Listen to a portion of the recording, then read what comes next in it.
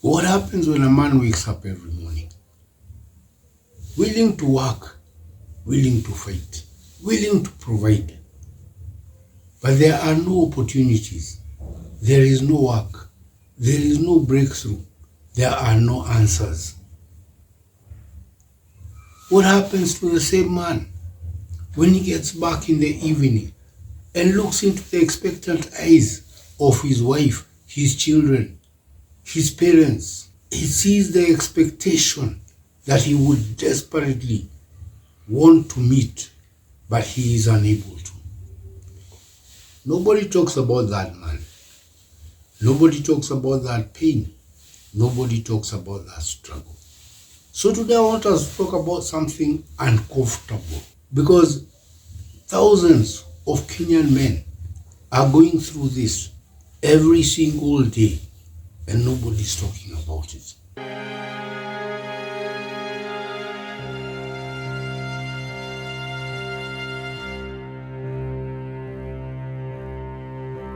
The burden of provision is something many men carry in silence. This is the burden of feeling that your worth as a man is purely determined by what you bring home. Because if we're honest, many Kenyan men are not breaking because they are weak. Many men are breaking because they have been carrying far too much for far too long. Let's talk about it. By the way, I'm not speaking from a theoretical perspective. I know something about struggle. I know what it means to lose direction. I know what it means to carry shame. And I know what it means to wake up sometimes and wonder, how did life ever reach here? So I'm not out here condemning anybody. I'm just talking about it. Maybe by talking, we help each other. Over the years, through addiction, recovery, the rehabilitation work that I do, and working with hundreds of street men, I have listened to hundreds of stories. And what surprises me most about men in difficult situations, in those situations that you normally disregard in the throes of addiction and homelessness and things like that, is the fact that most of these men did not start on the streets. Most of these men were not criminals. Most of these men were not lazy. Most were just ordinary men whose lives began collapsing under immense pressure. A business failed, a marriage broke, a job disappeared, alcohol entered, and hope made its exit. And before long, society called them failures. If the problem is, and listen to me men at this point, these men then believed the lie that they were failures. The lie got ingrained in them. They believed it so deep, it got ingrained so deep, and slowly a downward spiral began, a very negative downward spiral, and that's how they found themselves in these situations. There is a lie that many men believe, and we believe this because of our upbringing. From the time we are boys, we hear the same message. A man must provide. A man must never complain. A man must solve his own problems. And that is the message that we grow up believing. And while there is some truth in that, there is also a lot of danger.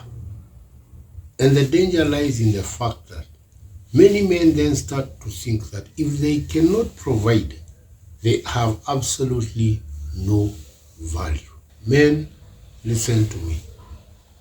You are more than your salary. You are more than your job title. You are more than your bank balance. But society may often tell you otherwise. Believe me, you are not alone. Let me give you a quick reality check.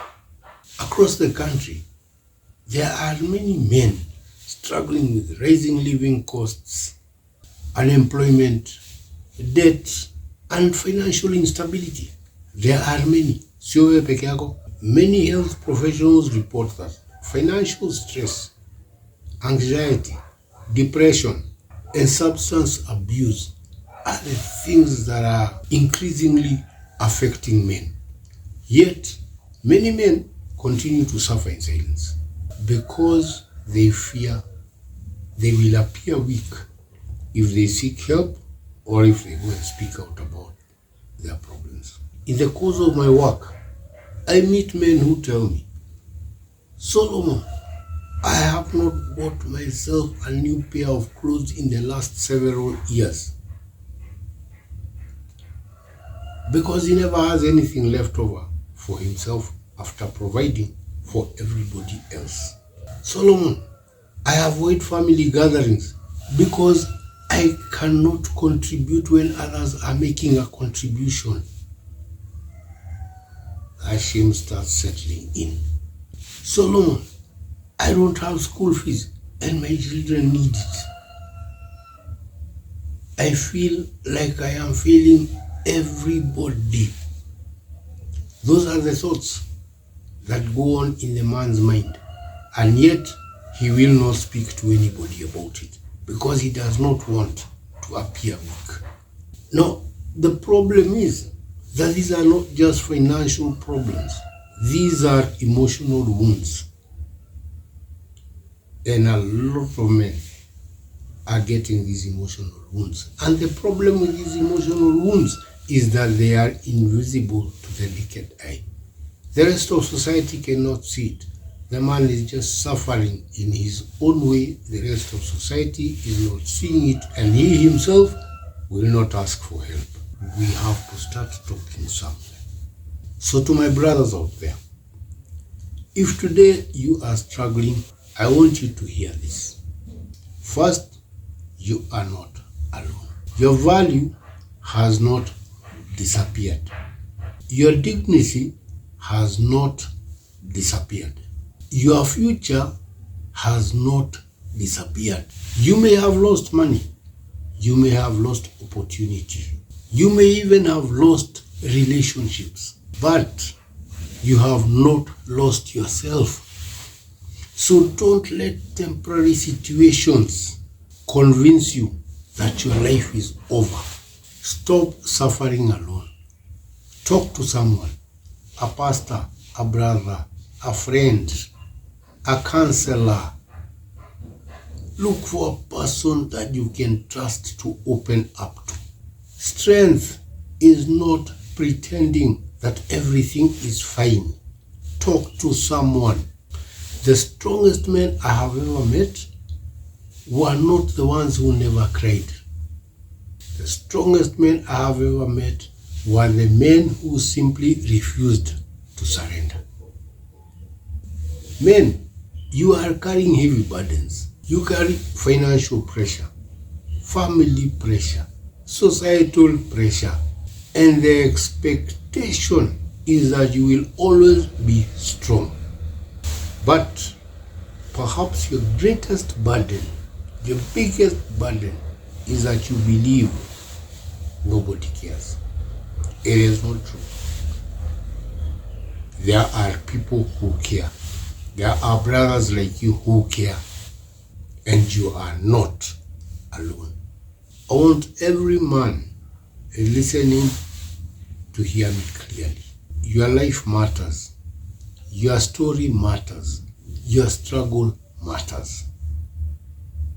And you are not alone. And no matter how things look today, there is still hope. Because a man is not defined by how many times he falls. I will repeat, a man is not defined by how many times he falls. And if you are down today, you have the chance to rise again, my brother. So rise up. You are not alone.